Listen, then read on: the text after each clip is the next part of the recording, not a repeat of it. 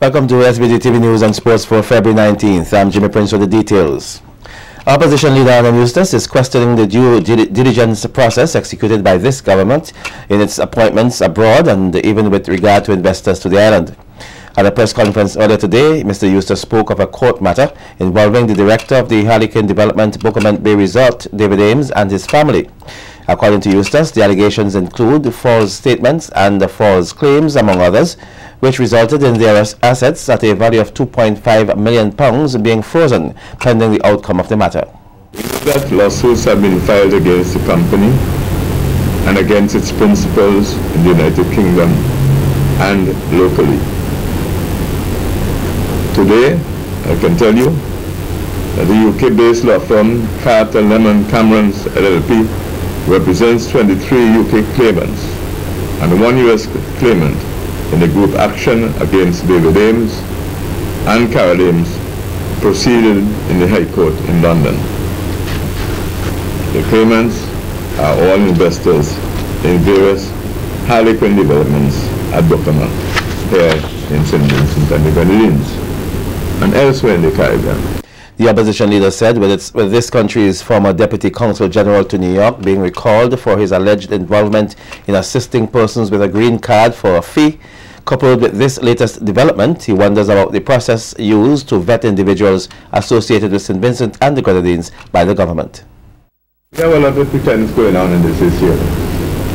I think everybody in St. Vincent and Grenadines is aware of the background of Mr. Augustus and previous developments concerning him and his character. We know that, and it was known before he was appointed. The Prime Minister's expression on investors, he said that they're not candidates for St. Tony. For St. Tony, yeah. That's his position. In other words, you don't basically have to be honest and straight up when you bring your money to St. Vincent. Just bring your money, okay? So do you think due diligence was also done for this investor? I'm assuming so. Mr. Eames. I'm assuming so. You were a double bankrupt. He's twice a bankrupt. Did we take that into account? Well, if all avenues fail in getting concessions for relief supplies, opposition leader Eustace says he will still not work through the National Emergency Management Organization, NEMO, for the distribution of these items. At a press conference earlier today, Eustace expressed his disgust at the operations of NEMO when asked by SVG-TV News if he would work through NEMO in bringing the supplies to the country. Eustace said that even if the goods were left to spoil, it would be on the government's head. I have sufficient evidence that things are not being distributed properly, and therefore I can't trust them to be involved in distribution. If the government wants them to stay in the customs and rock, then they can take that decision. I know there are people out there who need this stuff. For years we have had disaster in this country. There was never an issue about people receiving relief supplies and having to pay dues. What's the difference today? Mr. Eustace claims the only reason the NDP is having difficulties with concessions is because of the upcoming elections. Well, Prime Minister Dr. Alf Gonsalves has made it clear that the United States was made aware of the recall of former Deputy Consul General Edson Augustus even before it was made public here. Speaking at a press conference yesterday, Prime Minister Gonsalves spoke of the promptness of his government in dealing with the allegations involving the former Deputy Consul General. According to the Prime Minister, he was made aware of the allegations on Wednesday, February 5th, and a diplomatic note dated Thursday, February 6th, was sent through the U.S. Embassy in Barbados. The Ministry wishes to inform that Mr. Edson Augustus, who serves in the capacity of Deputy Consul General in the Consulate of St. Vincent and the Grenadines in New York, will effectively conclude his services in the aforesaid capacity on Friday, February the 7th, 2014, and will return to Kingstown. The Prime Minister further explained why nothing was publicly declared here until 5 days after the allegations were made. We did not send out a release on the Friday because we wanted the U.S. government to have everything transmitted through them, and then the next working day is Monday the 10th. With respect to the due diligence questions, good reports were received after checks were made before the appointment of former Deputy Consul General Edson Augustus. This is the response of Prime Minister Dr. Ralph Gonsalves as he cleared the air on whether the former Consul General was vetted before his appointment in New York. Prime Minister Gonsalves told members of the media yesterday that Augustus, a former Adventist pastor, resigned his ministry and expressed interest in pursuing a career in the consulate service of St. Vincent and the Grenadines. It is generally acknowledged that he has good pastoral skills. Community activist. I have to advise as to whether he be appointed. He came to see me. I told him that I have to check out, I have to examine a number of matters before I can recommend his name for consideration to the cabinet. The Prime Minister also bashed the opposition members for questioning the character of Augustus, while some of its members, he said, are guilty of certain activities. Passing strange that some who have acknowledged that they have occasionally signed checks which have bounced. There's someone who said publicly, I'm the debt of a man, that the man has been so good to him, had given him his credit card, and he took it and signed the man's name and purchased goods and services in New York. Those who have admitted that they have committed a criminal offense of stoning a church while the pilgrims were at worship. That crew now saying that if I had done checks, I would have found that Mr. Augustus was unsuitable. Well, I in fact checked. In other news, appreciation is being expressed to the international community for its show of solidarity to the people and government of Venezuela during its current turmoil. Charge d'Affaires of the Embassy of the Bolivarian Republic of Venezuela, Elias Miguel Villalba, in a statement today says the people of Venezuela feel very happy that St. Vincent and the Grenadines and the international community, including CARICOM, has come out and have called for the respect of the democratically elected government of Venezuela that came to power through free elections. The government of Venezuela strongly rejects the declarations and the statement of the Secretary of State, John Kerry, due to the fact that the government feels that it is in intermission of the affairs of our local internal affairs. During the past few days, it is evident that the U.S. has been in favor of these actions through, how we said before, its own entities and even officers. The government of Venezuela and the society, the people of Venezuela, are acting against these minor far-right movements and groups that are dedicated to violence, endangering the co-national lives and the constitutional right of peaceful expression of rights. The ambassador said that contrary to the beliefs of some, his government does not feel that the people of Venezuela are not able to freely express themselves. They are more than welcome to express themselves, all under the constitutional rights and under a certain level of order and constitutional prudence. The USA was also defending Leopoldo Lopez, one of the leaders of the opposition, who as of now has given himself in because there was an order of apprehension due to the fact that he was also not just promoting the manifestation, which is not the case or is not the problem here, but he was also promoting violence in the Protestants. Meanwhile, the ambassador said that his fellow countrymen and the government of Venezuela will continue to act within the framework of the Constitution, the law, and the judicial principle of popular democracy. To guarantee the peace of the people of Venezuela, and of course, the freedom of speech and the right to express their feelings and their own declarations. We make a call of solidarity to all the people and the governments of the international community to continue to give and show their support against this grave intervention and this grave situation that is being implemented in Venezuela currently.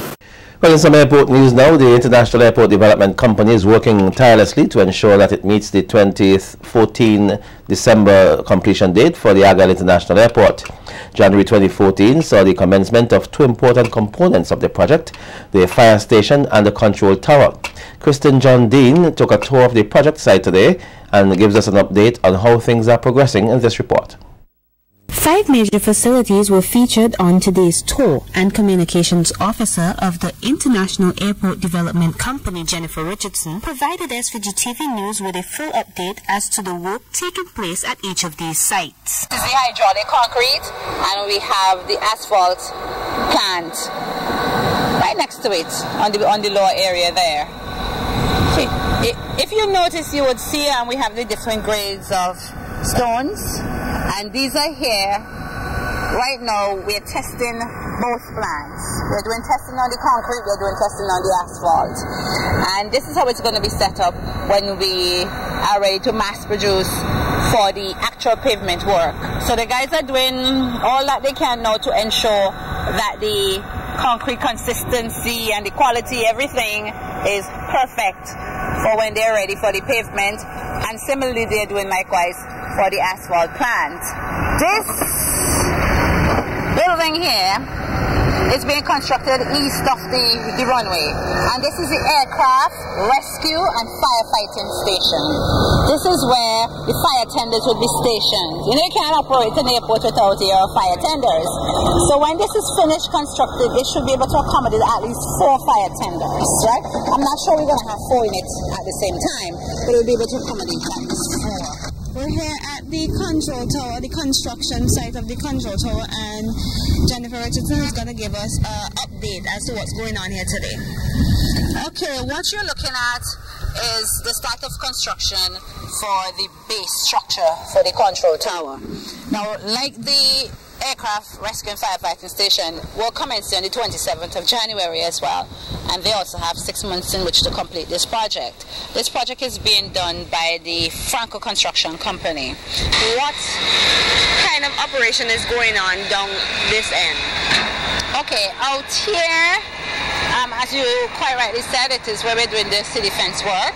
Of course, just ahead of us, we have the continuation of the runway in the 3rd kilometer of the project. And if you look in front of you, you'll notice that we are taking down this hillside where the Catholic Church once stood, because the runway is actually going to extend a few meters behind this hill that we are taking down right now.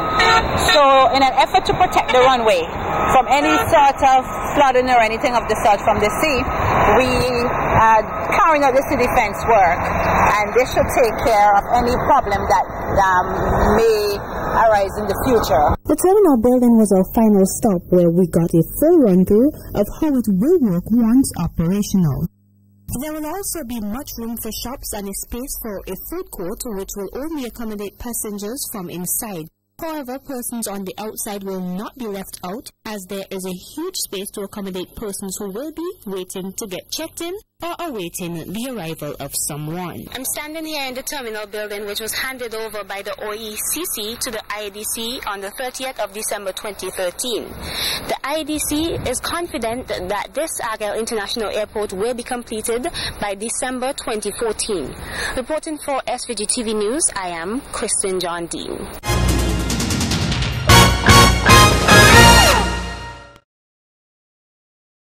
The machine-readable passport currently held by Vincentians will no longer be issued by the Immigration and the Passport Department effective March 4, 2014. During an interview with SVG-TV News, the Chief Immigration Officer Stanford Hamilton indicated that the machine-readable passport will be replaced by an upgraded passport called the e-passport, which is short for electronic passport. According to Hamilton, the new passport will have additional highly secured features which will make it better than the machine-readable passport. He added that with the e-passport, the crime of identity theft will not be an issue for Vincentians. The move, as we know, is to ensure a greater security of the state's document. This passport may not be the final document, but right now it is the most upgraded and most secure document. All of the states, as far as I'm aware, have been introduced. Hamilton, however, explained that persons who possess a valid passport may continue using them once the expiration date has not passed. The state has not recalled those passports. They can still be used. However, we are rolling out these new passports, so on March 4th, no more of the old passport will be issued, but persons who are in possession of the old passport can continue to use them until they are not valid anymore. Meanwhile, the Chief Immigration Officer explains that with the coming on stream of the e-passport, persons are still required to follow the same application procedures. Procedures in relation to the issuance of the passport has not changed, right? Persons who wish to apply for a passport knows that they have to present several documents to establish their claim, and we have been doing fairly well, and I know that we'll continue to do well. St. Vincent and the Grenadines will become the second CARICOM country to launch the e-passport following St. Kitts and Nevis. In related news, the Passports and Immigration Department will be moving from its current location at the Police Headquarters building to the D's building on the reclamation site upstairs the Electoral Office. Chief Immigration Officer Stanford Hamilton says that the new facility comes at a time when the department will be implementing several measures, including the e-passports. This is an excellent service. Our new headquarters that we are moving to shortly is also an excellent service, and I can't wait for persons to come and access these services. The Caribbean Union of Seventh-day Adventist Churches, in conjunction with the SVG mission of SDA, would be hosting its 14th annual Public Affairs and Religious Liberty Workshop and the convention here starting tomorrow. The three-day event is expected to attract approximately 80 delegates from other islands across the Caribbean. Speaking to SVG-TV News, Dr. Clive Dutton, Director for Public Affairs and Religious Liberty of Caribbean Union of Seventh-day Adventists, said that religious freedom is something that should be expressed by all denominations as a fundamental right. In some places, you have to fight for religious freedom. In other places, we celebrate religious freedom. So when we come to St. Vincent, we're holding up St. Vincent and Grenadines as a model for the rest of the world. So we're celebrating at the same time. Since Alvin Toffler says the world is a global village, therefore we have to, really empathize with those in the world who are suffering from a loss of religious freedom. In fact, fundamental freedom generally, there's a parallel.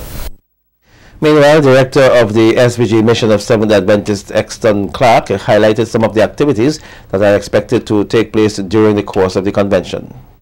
We'll be having representation from the Anglicans, from the Catholic, and the evangelical denominations to do presentations on their perspective of religious liberty.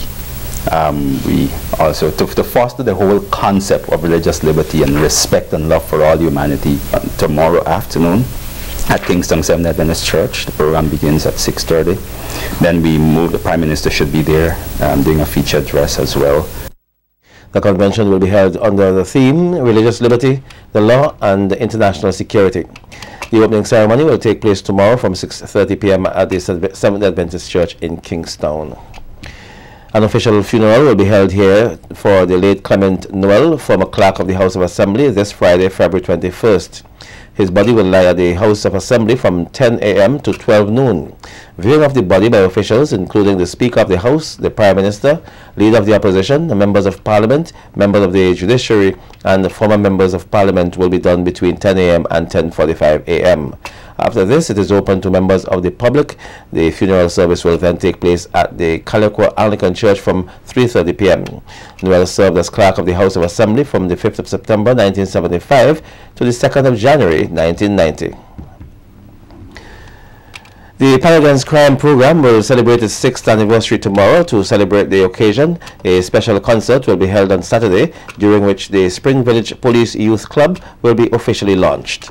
Several youths from Chateaubalais, Petit Model, and the Spring Village Police Youth Clubs will display their talent in song, dance, and drama at the Spring Village playing field from 4 p.m.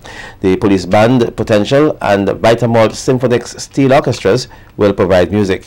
Representatives from the RSVG Police Force, the National Commission on Crime Prevention, the Yulupan Movement, and the government are expected to present addresses at the concert. The Pan Against Crime program has established 12 steel bands in communities and schools throughout the country, which have resulted in over 3,000 youths being trained in the art of playing pan and given guidance on avoiding delinquency and criminal activities.